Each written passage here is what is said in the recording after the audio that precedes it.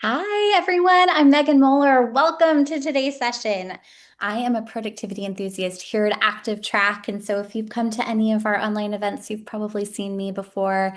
I see some folks who have been with us before. So, I just want to say welcome back. And for those of you where this is your first time joining a session like this, welcome. And you are definitely in for a treat. I will be in the background most of today. So, if you have questions or if you just have comments or anything like that, go ahead and put those. If you look along the bottom, you should see something that says chat, and that is the best way to go ahead and get a hold of me. And so I did want to go ahead and let you know that we are going to record today's session, which is really awesome.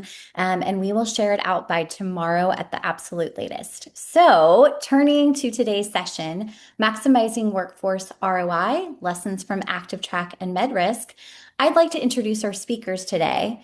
First, we have Gabriella Mauk, our Chief Customer Officer, who I will go ahead and invite to come on camera with me. Hello, Gabriella. Hi, Megan. And I'd also like to invite Jeff Ericson, SVP of Infrastructure at MedRisk and an ActivTrack client, to also come on and join us. Hello, Jeff. Hello.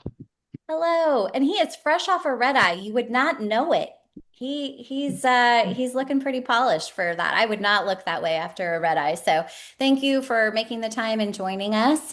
And I will go ahead and hand this over to Gabriella so we can really get into today's discussion. And Gabriella will go ahead and take the lead on that. Fantastic. Thanks, Megan. And Jeff, thank you so much for joining us on the heels of a red eye, as Megan mentioned. We are so lucky to have you. For those of us who are joining the call today, welcome. For some of you, this might be the first time you've joined a customer webinar, which we've had a few now at this point over the last few months, and they're just my favorite webinar to host. It is intended to feel casual and a true conversation with just another customer who has managed to make such great use of our solution and recover the value that they intended to see when they originally came on board. So that being said, I'd love to kick us off, Jeff, with allowing this audience to just get to know you a little bit more. Megan shared a bit about your role title, but if you wouldn't mind giving us a bit of an overview of what that exactly that entails and how you came about ActivTrak, that'd be a great place to get started. Thank you, Gabrielle. I've been with MedRisk 20 years. I'm the SVP of Infrastructure and the Chief Information Security Officer. And one of our clients actually recommended ActivTrak for measuring productivity. And so we went ahead and implemented it. And being the CISO and security focused, I was selected to go ahead and implement that and roll it out, set the foundation so we could start measuring productivity and seeing what data it returned. I think we were a little cautious in rolling it out and getting it in place, seeing what the data is, and then ascertaining from there how to socialize and put the tool in the hands of the managers and supervisors. Awesome. And I'm going to ask the obvious here because your title and sort of your overview just now very much points to your security background. That being said, your embracing of ActiveTrack really hasn't been a security story. It's been more of a productivity story. It's in terms of how you've gone about rolling this out and getting value. Can you speak to how this project came across your plate specifically and how you use ActiveTrack? Um, the ActiveTrack came across my plate specifically. Being the CISO, I get to see a lot of the organization that not everybody has visibility to. So hopefully I'm trusted and trustworthy to roll this out, and also to roll it out and to sort of ring fence the information so it doesn't get out and have negative connotations before we can socialize it, before we can talk to people about what we see. You certainly want to preview the data before turning it over to teams who may not be familiar or may be surprised at what they see. Mhm. One of the things that I respect so much about your deployment approach is how seriously you've taken the review of the data and the dissemination of the data, but you haven't opted to not share it at all, right? What you basically have said is we'll take on the challenge of making sure it's appropriately governed, And we will also take on the challenge of sharing those insights to those people that can make use of them. Talk me through kind of how you went about that design process as you thought about your implementation and how you go about governing that data and then what it looks like in terms of the dissemination of the insights. MedRisk has now 5 entities. So the first thing I did was bucket the folks by company so we could isolate. And some of these entities are new to us. We had an acquisition spree in 2024, and we have one that's going on today. So new people, new work processes. One of the interesting questions was one of our entities is about the same size as MedRisk, the parent company, in terms of the number of people, but vastly different in revenue.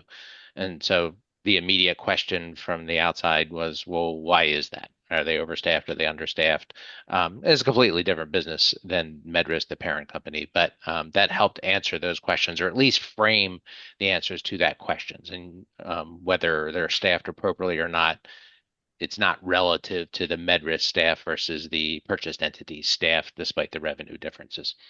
Got it. And you're taking me exactly where I want to go next. So I'm going to pull on that thread a little bit more. Overarching visibility gaps that you were looking to close with this data, right? You just named one, which is, hey, how does this work look different across these two different entities? And do I have a utilization issue or do I have just two different types of operations that require different levels of utilization? Can you share with me other visibility gaps that you look to close and what you were able to achieve by closing them? I think some of our visibility gaps were, do we have proper visibility into productivity? And we do our yearly reviews and our mid-years, and we set goals just as everybody else does. Um, and there's probably some question about whether that's effective in the grand scheme of how we manage employees. But I don't think we had the boots on the ground day-to-day visibility of, is person X putting in 8, 9 hours, whatever the case may be, or are they putting in 16 hours? Mhm. And that's one of the things that I evangelize is, don't focus on the person or the people that are at the bottom. Focus on the whole story, because ActivTrak tells you lots of good things. Maybe it shows you some things that you didn't want to see, but somebody who's double shifting, all sorts of questions, all sorts of things. But that's more a better problem to have, right? If I have somebody who's working 16 hours a day, that's not really sustainable from a personal perspective, but I bet you that's the kind of person that I want in the organization. And maybe they're not quite in the right role. Maybe they're leading the way by just blazing through work at twice the rate or twice the hours of everybody else. Mhm. So what does MedRisk do with the data, right? Now we're talking about you collect these insights, you close these visibility gaps, you can see someone who's working twice the amount of time that you would expect them. How do you go? I really want to dig into how you've operationalized the solution, right? Who makes the decision then that maybe that person might not be in the right role, or maybe you need two people in that role rather than one? Walk me through sort of some of the examples in the way that you take action on the data, or if not you, who might have the authority to take that action on that data? So as you mentioned, we rolled it out and didn't give access to anybody really. So we set the structure, and then once we identified the top departments that had FTE gaps or excess FTE, we would socialize that by working top down. So we started at executives and then the directors, managers, down to the supervisors, and those are the teams that we saw the most benefit. So the more engagement to the supervisor level, the better off the metrics are of that team. I guess you're getting off the radar. You could put it as simply as that, but it empowers the folks to monitor their teams down to the supervisor level. And I think what was key is that most of the supervisors and folks using the tool said that there was nothing really surprising, that people who were on the radar for performance problems, this was a tool that verified that. And maybe there were some visibility gaps, some gaming of the system, things that you don't really have visibility to on a day-to-day basis. ActivTrak provides that logging. So if you're so inclined, you can go millisecond by millisecond through the ActivTrak logs for somebody and see exactly what's happening. So it was another tool in the toolbox. not necessarily a surprise, although sometimes there are surprises. But it verified what they already knew. Some of those folks may have been already on performance improvement plans, or highlighted the need for them to be on a PIP. Mhm.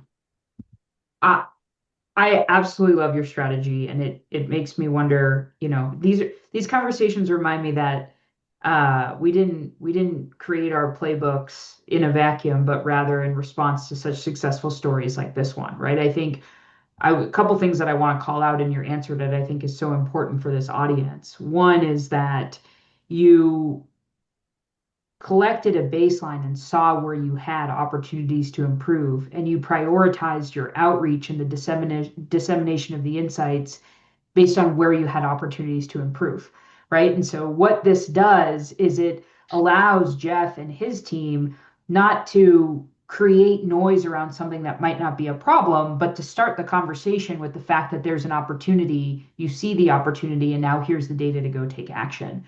I think the second piece that I want to call out that I really appreciate in your answer, Jeff, is this fact that you're not enabling managers to just comb through activity data to whatever extent they want to on a daily basis. You're using that detailed data to really go deeper on a signal you've already signaled, right? And I think that that's probably so key, not probably, that is so key to ensuring managers aren't getting stuck in the weeds, or there's not some sort of counterproductive nature of from the insights, but rather it's a go deeper where you've got a signal on an opportunity that you've got to solve. So I can't commend your team enough in terms of the way that you've gone about thinking about these rollouts.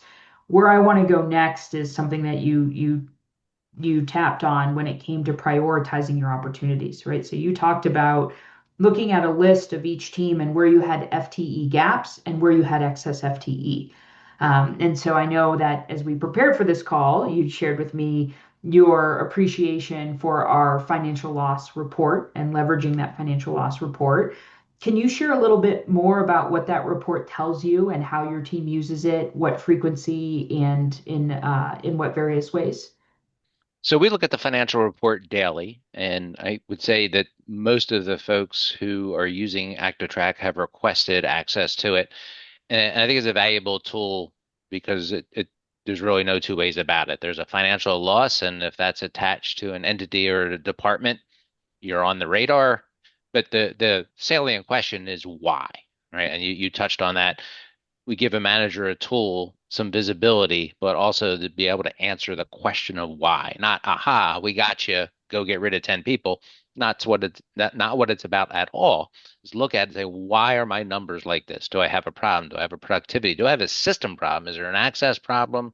Whatever the case may be. And so using the financial report, I think, is leverage for people to get off the top of the financial loss report, right? That's not where any department wants to be. So we have, as I mentioned, entity, and then we also have physical location in some of the other countries that that we have employees in, so that it's ranked by that. And so what gets attended to gets measured. What gets measured gets attended to. It's a very valuable tool because kind of 911 when you're at the top of the financial loss report.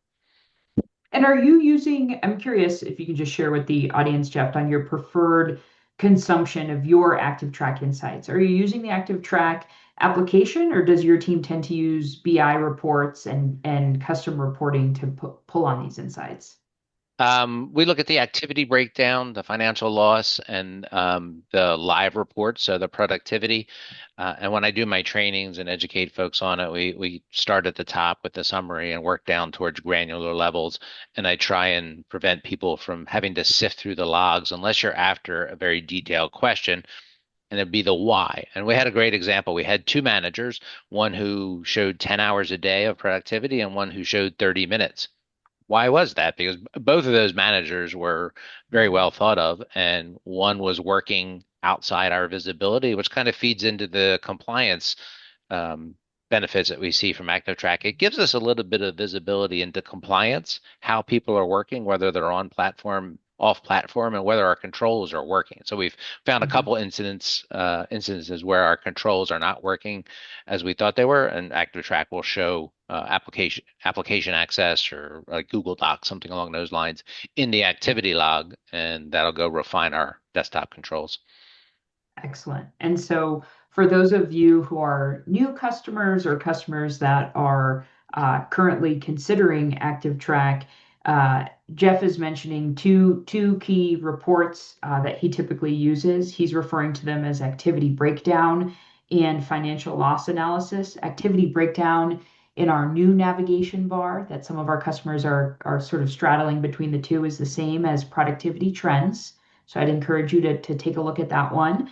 And the financial loss analysis report is the same as our utilization section on the navigation bar as well. That financial loss analysis report that Jeff mentions is one that allows you to see the delta between how much time you would expect of the team to be working and how much team they're actually working, or how much time, I'm sorry, they're actually working, and then the quantification of that delta as it relates to FTE and as it relates to dollars.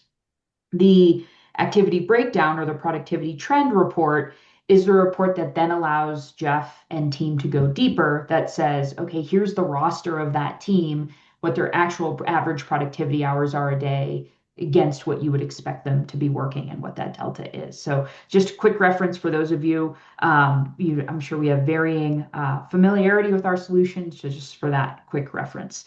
Jeff, you mentioned something in that answer around training and how you like to train your managers and sort of the sequence in which you go about teaching them the reports the same way you'd want them to understand the story or understand the insight.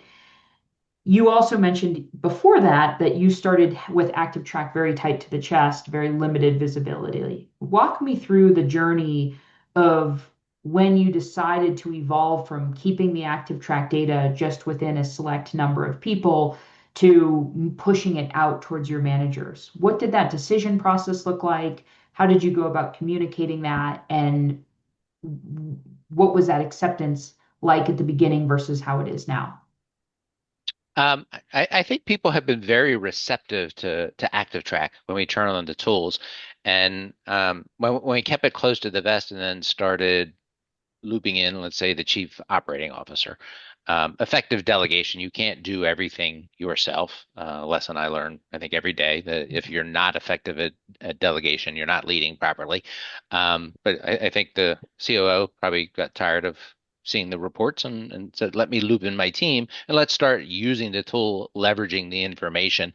And so when I go through the training, I start with do not go one, two, three to the top bottom five performers or issues.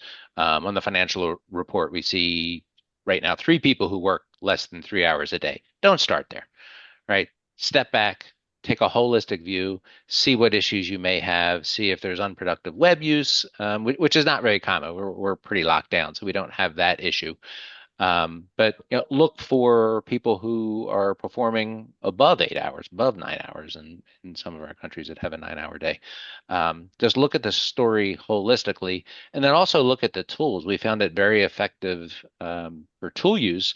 That we see that there is a customer service group who cannot edit a screen with the customer contact record up, and they're taking notes in Notepad and then copying that to another screen. So we took that back to our development team and got the UI redesigned and redeployed to effectively take notes. So there's a lot of good things that come out of it. And so as the byproduct, but why is Notepad this person's predominant application throughout the day and Mhm, system enhancement? So I think that was an overall efficiency gain. mhm. Yeah, I love the fact that your use cases just naturally evolved from understanding where the product, what the productive time was to what is the actual tool adoption, and are there other ways where we could help them become more productive by understanding where they're spending their time and guiding them towards other tools, right? And I would say that that's harder for Jeff to do as a CISO, but if you put that in the hands of a manager who actually understands where that time should be spent, you get sort of that more enriching set of use cases with someone more familiar to overseeing that work. Mhm. which is fantastic. So here's my favorite question, and then I love to sort of just explore this value realization, ROI, measurable outcomes that you've seen at MedRisk associated with the ActivTrak solution. Do you mind walking me through what value you've seen and how your team thinks about quantifying it? If I take the drop in the financial loss from month to month, and the amount of licenses that we purchased, so we did purchase in two waves. We started with 1,200 folks, and I think our idea was to switch users, and that became resource intensive on my part. Even if I effectively delegate that, this tool is better when you're looking at all the data. The more data you see, the better off you are. So we went ahead and matched the target audience of the people that we wanted to surface their productivity metrics and license that accordingly. So whether you take the first purchase or the second purchase, the corresponding drop, seeing easy 11 times ROI. So our financial loss probably topped out around 7 million in a year annualized, and is down around 3 million right now. So we still That's have a lot of room to go, but that's easy, that 11 times ROI, which I think is what you guys had advertised. And where do you tell that story? Is that something that your COO and your CFO are keen to understand, or is that something your board is looking at on a routine basis? What do you do with that number so that it can actually be realized and potentially repurposed elsewhere in terms of the gains that you're finding? Definitely goes right to the CEO in terms of a very value driven person. How are we maximizing our efficiency and our investments, not only in ActivTrak, but in people and processes? And again, why does it show that? Why is there an uptick or a downtick in those numbers? And he is tasked, his chief of staff, with looking at some of the, I guess, the people who are less than 4 hours a day. And that might be a little bit less why on Mhm. his part. And it's like, I don't think he wants to know why. I think he wants it above 8. But we get into those details with the management, and people express interest and clamor for the tool. And I think that's kind of um, a signal of its value. I expected people, I don't want another tool. And now I have people asking me, set my team up. Mhm. The other thing that I'll do is when I get a team that is not engaged, I'll set them up in ActivTrak based on their structure and then use a few examples with the management of that team. Say, this is what I'm showing. Would you like access? Can I give access to all the team members or the supervisors for the teams I've created? And very rarely has that been a negative response. It's, oh, Mhm. this empowers me. I didn't know this was available. Let me do something with this data. One of the things that you've done so well, Jeff, that is just running through my head as you give these answers is you've created a pull from your management layer, right? And so for those of you who are listening, I see so many familiar names that I've had this conversation with one-on-one or in broader forums as I look at the who's on the webinar today. I've got to call out just the value you get in taking an approach like Jeff's, which is sharing those high level insights and generating the curiosity and the demand for more.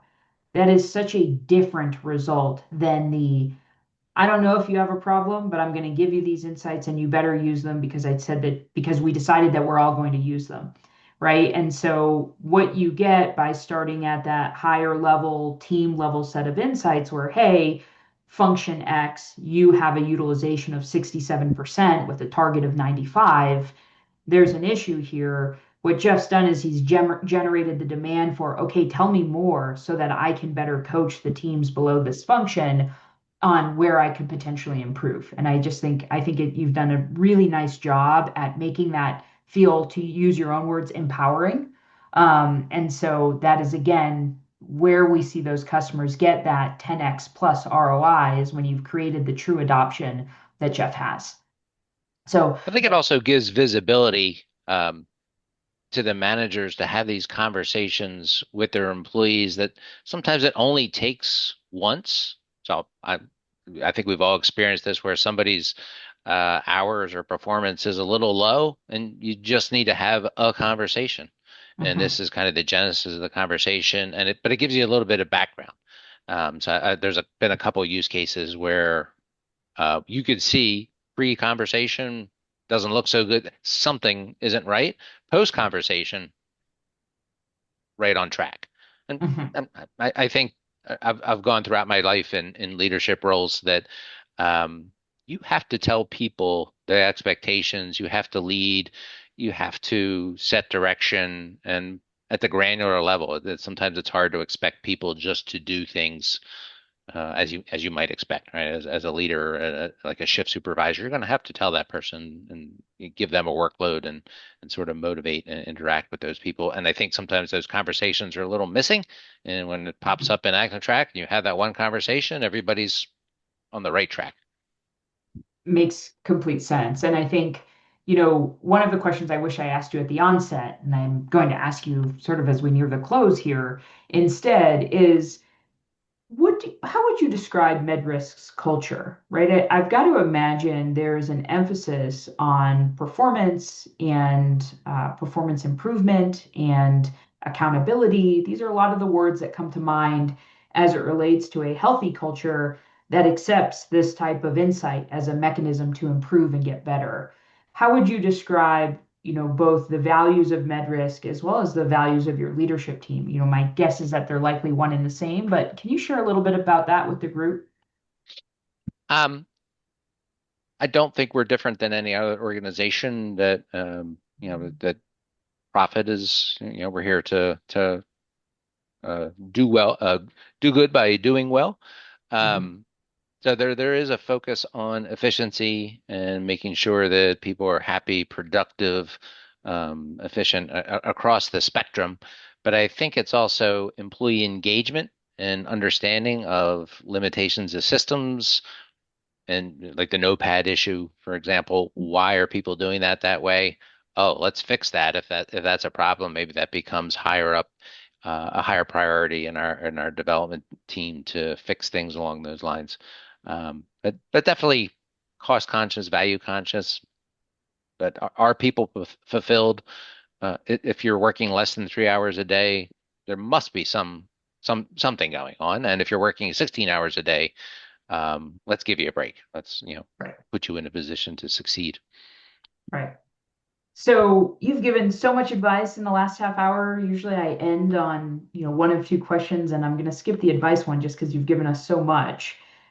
My last question as we close out is just what's next? Looking ahead, we've got a lot of, I can't go a half hour without saying AI. So looking ahead, sort of what's in the future for MedRisk as it relates to productivity and efficiency, AI transformation, AI measurement? How are all of these topics coming together for you, and what does that look like for the future of how you're leveraging ActivTrak? Well, certainly AI permeates everything that we do today. And I mentioned the compliance aspect. It will show you what AI tools people are using. I have that alarm turned on. And that's how I understand that there may be gaps in coverage and endpoint security and control that we think are working. One of our tools, the URL filtering, does not work reliably. So sometimes it does, and sometimes it doesn't. ActivTrak acts as a backstop to that to tell me that people are using AI in cases that they probably shouldn't be. So we can go ahead and address those gaps. But the more information we have, the better. We've used it for contractor build versus actuals and found quite a delta. Um, Mhm.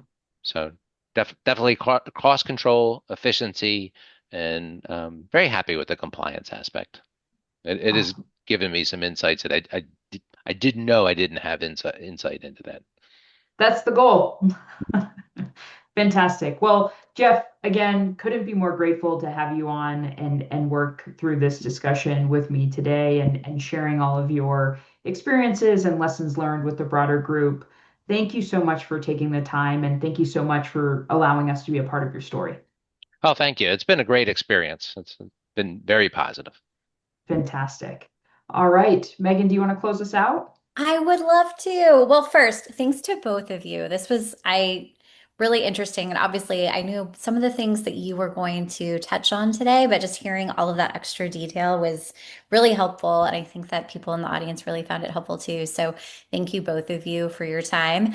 Everyone in the audience, thank you so much for joining us. I did want to just remind you, we are recording. We did record today's session, so we will send out the recording via email to the email that you registered with for this session. And you will get that no later than by tomorrow. So stay tuned for that. And then we will have another session next month. And I think we actually are going to be talking about AI. So should be a really exciting session. Watch your inboxes for that invite. And thanks so much. I hope everyone has a great rest of their week.